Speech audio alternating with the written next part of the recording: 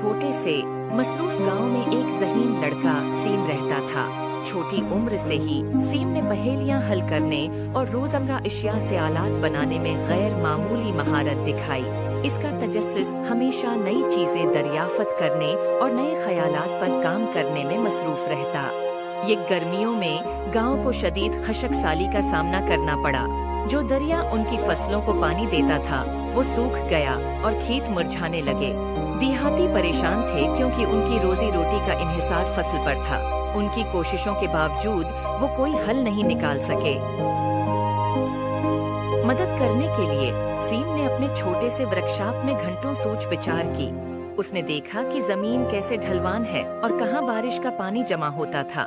मुतासिर होकर उसने पुराने पाइप, बाल्टियां और कुछ इजाफी पर्जे इस्तेमाल करते हुए एक सादा आबपाशी का निजाम तैयार किया जो उसने बरसों में जमा किए थे। एक वाज़ेह मंसूबा के साथ सीम ने गांव के बुजुर्गों से राब्ता किया। पहले तो वो शुकूक व शबहात का शिकार थे, लेकिन सीम का जोश व खरूश और एतिमाद उन्हें कायल कर गया कि उसके ख्याल को एक मौका दें। गांव वालों के साथ मिलकर उन्होंने निजाम कायम करने के लिए अनथिक मेहनत की जो गांव के कन्वे से खेतों तक पाइपों को जोड़ता था।